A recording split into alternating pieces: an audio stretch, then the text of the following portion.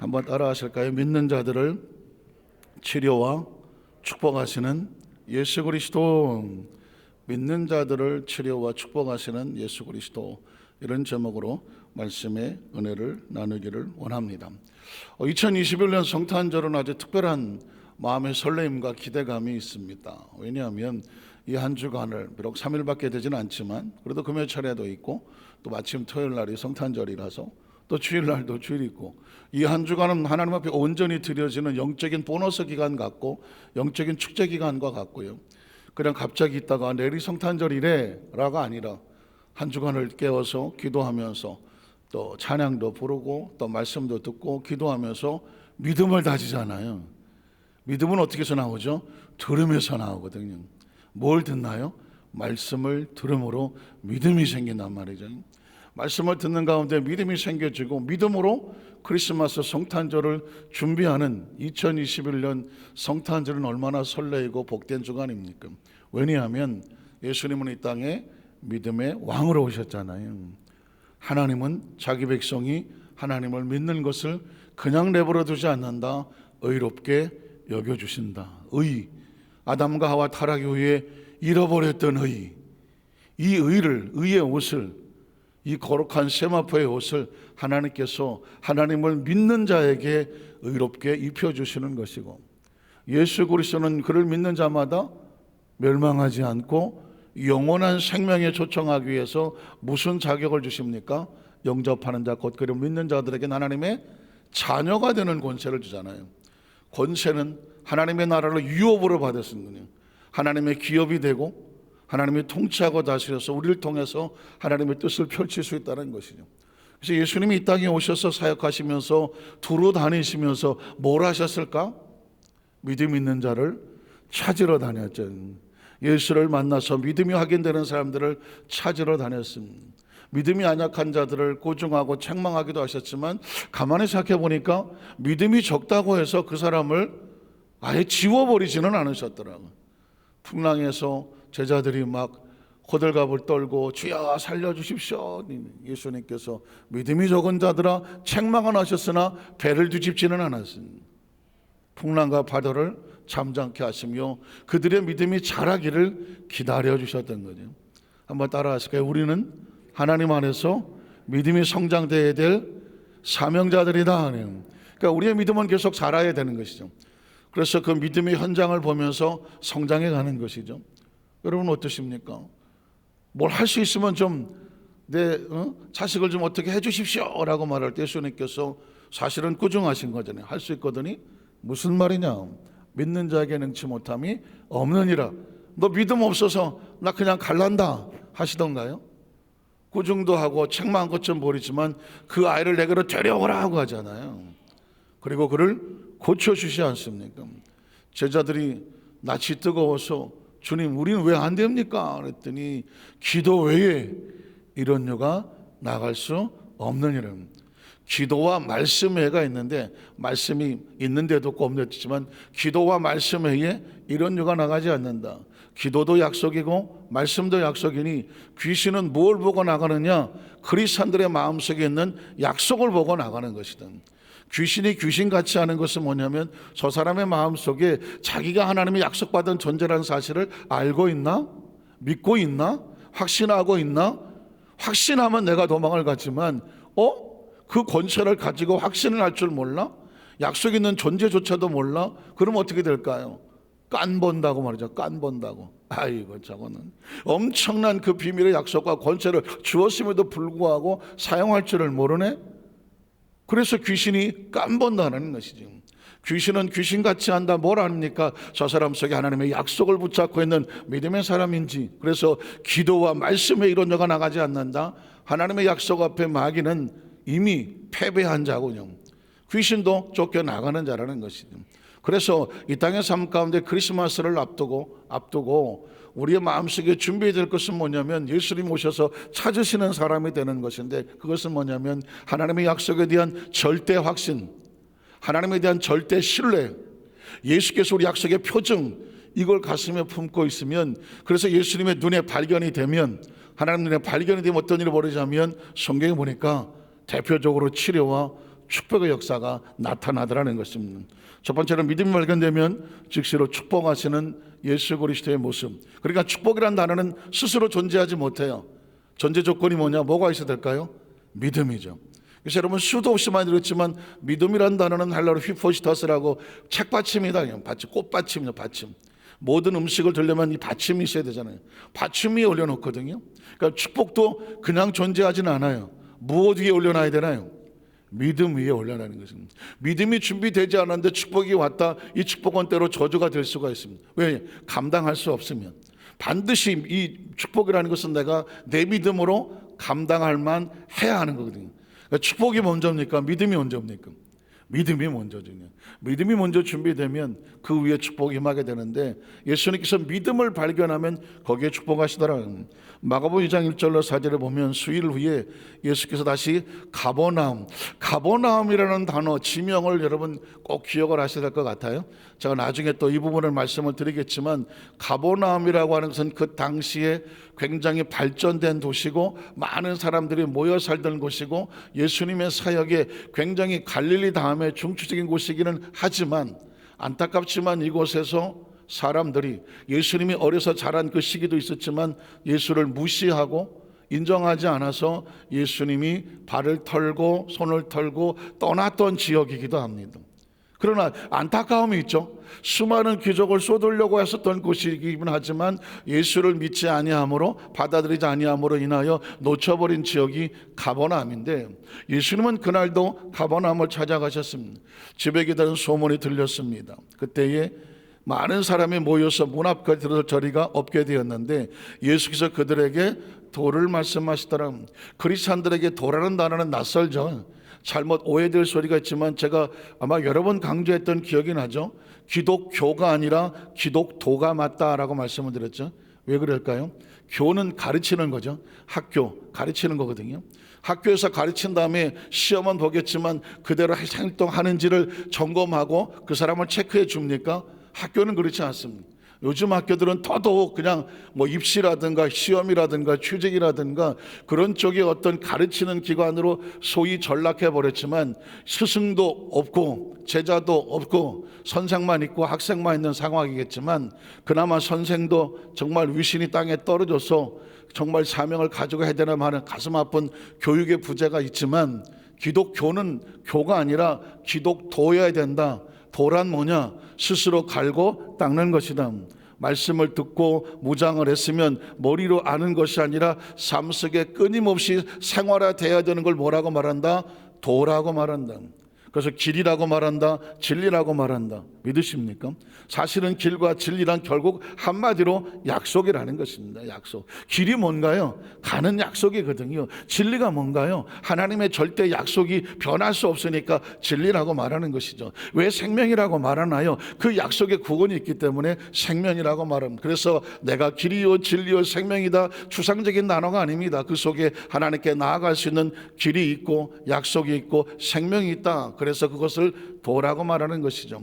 적어도 우리 여전수 만삭교회 성도들 이 도에 대한 개념을 머릿속에 둘 필요는 있어요. 이 부분에 대해서 어느 누구도 말하는 사람은 제가 들어보지는 못했습니다. 그러나 성경은 말하보기를 마가복음이라는 것은 사복음서에서 가장 먼저 쓰여진 것이 마가복음. 마가복음에서 마태가 나오고 마가복음에서 누가가 나오고 마가복음에서 요한이 나갔다고 한다면 예수님은 애시당초부터 교를 말하지 않았다. 예수는 애시당초부터 도를 말했다. 이해가 가십니까? 자, 도를 말씀하시더니 그 다음 절에 보면 사람들이 한 중풍병자를 네 사람에게 내어가지고 예수께로 왔습니다. 얼핏 보면 치유사역처럼 보이죠? 중풍병자, 사람들, 예수님, 치유사역처럼 보이죠? 맞는 이야기죠. 근데 무리들 때문에 예수께 들어갈 수 없으므로 그 계신 곳에 지붕을 뜯어서 구멍을 내고 중풍병자가 누운 상을 달아내리니 무슨 뜻입니까? 고쳐주십시오 좀. 치유사역에 분명히. 그런데 그 다음 절에 보면 예수께서 이렇게 말합니다. 그의 병을 보시고 그의 병이 뭔지를 아시고 그 병이 얼마나 오래된지 아시고 이런 얘기가 나오지 않고 뜬금없는 단어가 나옵니다. 그들의 무엇을 보시고 믿음을 보시고 라고 말하고 있습니다. 이 사건의 포인트는 중심 단어는 중풍병도 아니고 사람들도 아니고 지붕도 아니고 친구들도 아니고 예수께서 눈여겨보시는 것은 뭐냐면 그 상황 속에서 믿음을 보고 계시더라는 거죠. 믿음을 보고 계시는 거예요. 이렇게 행동하는 그의 믿음이 뭘까? 그렇게 말을 하는 그의 믿음이 뭘까? 그렇게 그가 하고 있는 그 모든 삶의 목적과 이유의 베이스멘트 기초가 뭘까? 믿음이어야 되는 것이죠. 믿음이어야 되는 거예요. 예수는 우리의 얼굴을 보지 않습니다. 등짝을 보지 않고요, 과거를 보지 않고 현재를 보지 않아요. 그 모든 상황 속에 깔려있는 무엇을 보신다? 믿음을 보시는 거예요. 그러니까 우리에게 아직 희망이 있는 거예요. 너 무슨 대학 나왔냐? 너 뭐 집안이 어떠냐? 너 과거에 뭐 했냐? 네가 얼마나 IQ가 얼마나 되느냐? 네가 무슨 재능이 있느냐? 이런 거 가지고 평가한다고 하면 사실 내놓을 게 뭐가 있겠어요, 우리가. 그런데 우리 예수님께서는 우리에게 어떤 상황이든지 상관없이 네가 하는 행동의 목적이 뭐냐? 믿음의 바탕이 뭐냐고 묻는 거거든요. 믿음이란 단어를 기억하셔야 됩니다. 예수님은 믿음으로 오셨고 믿음을 찾는 자라고 말씀하셨잖아요. 그러니까 눈을 부릅뜨고 뭘 찾아요? 믿음을 발견하려고 찾는 것이죠. 그런데 거기서 믿음이 보이는 거예요. 예수님 눈에 믿음이 보이는 거죠. 그랬더니 중풍병자에게 이르시되 소자야 내 죄 사함을 받았느니. 뜬금없는 단어죠. 중풍병자를 내려놓고 하셨다는 건 뭐예요? 고쳐달라는 얘기인데 예수님은 믿음을 얘기하죠. 그 다음에 뭐라고 말하냐면 죄를 얘기합니다. 죄 사함을 받았느니라고 말하고 있습니다. 죄 사함을 받았다는 얘기는 여기서는 죄에서 건져지는 구원의 은총이죠. 사실 병이 낫는 게 중요합니까? 죄 사함이 중요합니까? 병은 육체의 병이라고 말하면 죄는 영혼의 병이잖아요. 그러니까 육체의 병 이전에 영혼의 병이 고쳐져야 되지 않겠습니까? 영혼의 병을 고쳐내니까 죄사함을 받았느니라는 나는 뭐예요? 영혼이 회복이 됐다는 것이고 하나님의 자녀로 돌아왔다는 것이고 잃어버렸던 약속을 찾았다는 거 아니겠습니까? 하나님과 연결됐다는 것입니까? 그러니까 약속이 연결되면 병은 어떻게 돼 있나요? 낫게 되어 있는 거지. 관계가 중요한 것입니다. 중풍병은 고쳐서 나갔는지 모르겠는데 육체의 기능은 움직여졌는데 그의 영혼은 여전히 하나님과 단절되어 죄인이다. 중풍병이 나는 게 무슨 의미가 있습니까? 여러분, 치유사역은 아주 중요하지만 치유사역의 허점은 뭐냐? 치유사역의 오해는 뭐냐? 병이 낫는 게 목적이 아니라니까. 병이 낫기 전에 뭐가 나야 돼? 영혼이 나야 되는 것이죠. 영혼이 나야 그 병이 고쳐져서 육신이 건강해지면 육체를 가지고 뭐 하겠습니까? 그 영혼의 구주를 향하여 육체가 제물이 되고 제사가 되고 통로가 되지 않겠습니까? 병을 고치는 목적이 뭐냐? 그 몸으로 무엇을 해라? 그 생명을 통해서 무엇을 해라? 하나님의 나라에서 네가 할 수 있는 최선의 방법을 가지고 네가 통로가 되라는 거 아니겠습니까? 우리가 기도할 때 이렇게 기도하지 않겠습니까? 주님, 나의 병이 낫기를 원합니다. 치료되기를 원합니다. 목적이 뭐냐? 하나님께서 나를 통해 하나님 일하시는 통로가 되기를 원합니다. 주님, 나를 사용하여 주시옵소서. 쓰임 받으려고 나으려고 하는 거 아니겠습니까? 내가 몸만 남으면 내가 나가서 한번 힘을 마음껏 펼치고 정말 세상의 모든 쾌락을 맛보기, 이런 병이 나아야 되겠습니까? 이건 나을 수가 없는 병 아니겠습니까? 그래서 성경은 말하기를 예수님께서 무엇이 중요하냐? 영혼의 병을 면도 치려는 죄사함을 받았느니라. 무엇을 보시고? 믿음을 보시고 죄사함을 전파하셨습니다. 자, 그 다음 절에 보니까 그래서 어떤 서기관들이 거기 앉아서 마음에 생각하기를, 서기관이란 뭘까요? 밥 먹고 앉아서 성경을 필사하는 사람, 성경에 대해서는 내용을 너무나 잘 아는 사람, 어쩌면 머릿속에 제일 많이 기억하고 스토리를 알고 있는 사람. 그래서 그 사람이 생각하기에 죄사함이라고 하는 것은 영혼을 치료하는 것인데 이것은 하나님 창조주 외에 누가 죄에 대해서 언급할 수 있겠느냐? 머리가 반짝 돌아가는 게 없어요. 이 사람 이상한 사람인데 참남하다, 신성모독이다, 이런 표현을 쓰려고 하는 것이죠. 그래서 예수님께 묻는 거죠. 이 사람이 어찌 이렇게 말하는가? 신성모독이다. 오직 하나님 한 분에 누가 등이 죄를 사할 수 있겠느냐? 틀린 말은 아니죠. 자, 그래서 묻는 거예요. 그랬더니 그 다음 절에는 그들이 속으로 이렇게 생각하는 줄을 예수께서 그 중심에 아시고 이르시되, 뭐라고 말씀합니까? 어찌하여 이것을 마음에 생각하느냐? 중풍병자에게 내 죄사함을 받았느니라 하는 말과 일어나 내 살 가지고 걸어가는 말 중 어느 것이 있겠느냐? 우리가 생각할 때는 육체의 병을 고치는 게 중요합니까? 영혼의 병을 고치는 게 중요합니까? 육체의 병은요, 어떤 기술을 써서 마치 애굽의 마술사들이 마술을 행하는 것처럼 어떤 인간적인 의학을 통해서 육체의 병이 나을 수 있을지 몰라요. 그러나 영혼의 병은 인간의 영역이 아니란 말입니다. 때문에 예수님께서 어떤 게 쉽겠느냐? 라고 말씀하면서 반문하는 거죠. 그 다음 절에 뭐라고 말합니까? 인자가 땅에서 뭐를 상하는, 죄를 사하는 권세가 있다는 얘기는 예수가 창조주요 하나님이요, 믿으십니까? 그거를 드러냈습니다. 사실 그리스도인들에게 가장 중요한 인식이 뭐냐면 어떻게 인간이 하나님이 될 수 있는가? 이건 굉장한 도전입니다.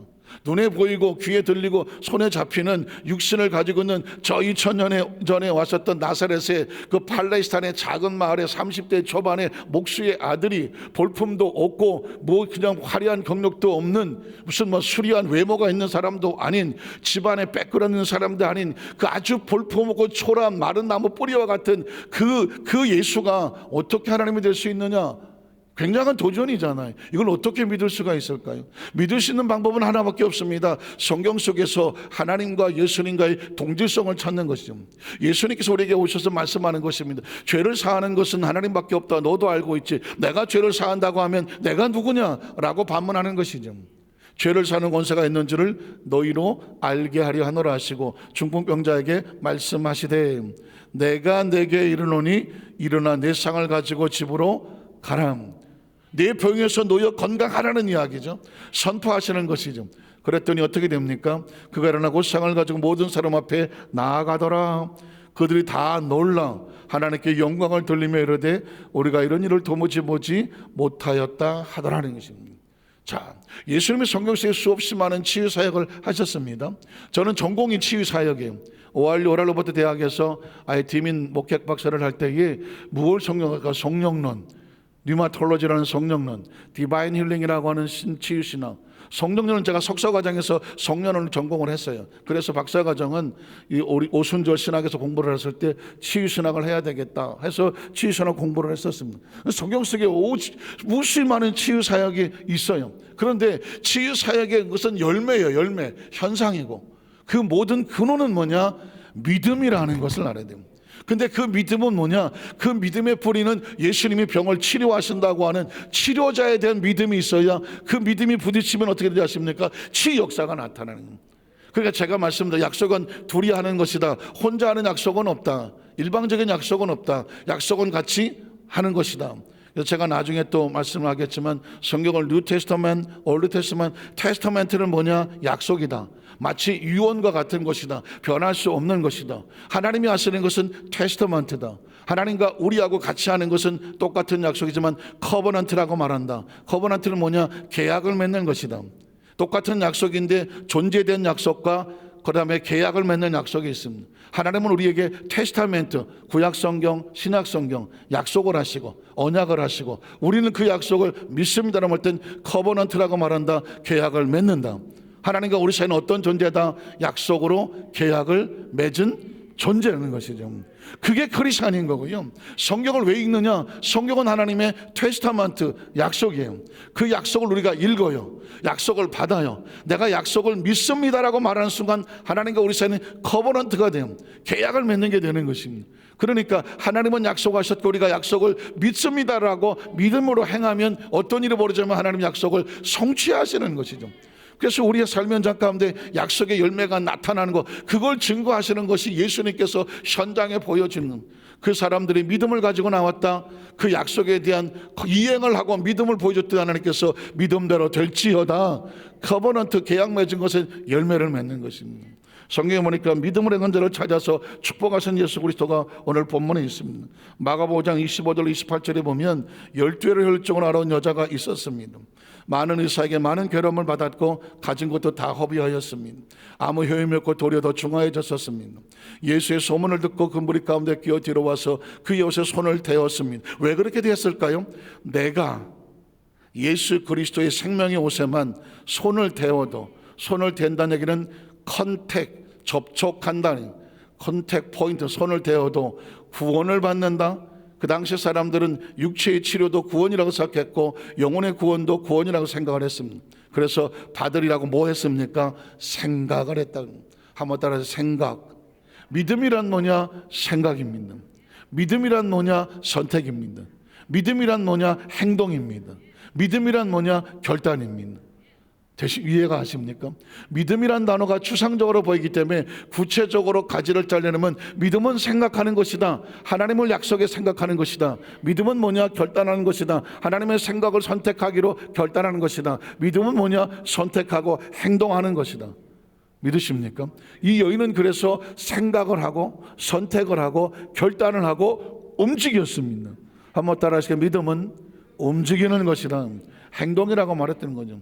생각만 한 것이 아니라 결단하고 선택하고 움직이고 나왔다는 것입니다. 그랬더니 어떤 일이 벌어집니까? 그 다음 절에 보니까 혈루의 근원이 곧 마름에 병이 나은 줄을 몸에 깨달았더라.